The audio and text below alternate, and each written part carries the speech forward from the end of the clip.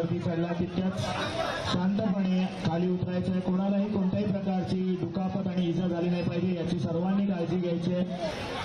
गोविंदा पथक त्याचप्रमाणे आमचे व्हॉलेंटियर्स या सर्वांनी या गोष्टीची काळजी घ्यायची की कोणालाही कोणत्याही प्रकारची दुखापत झाली नाही पाहिजे.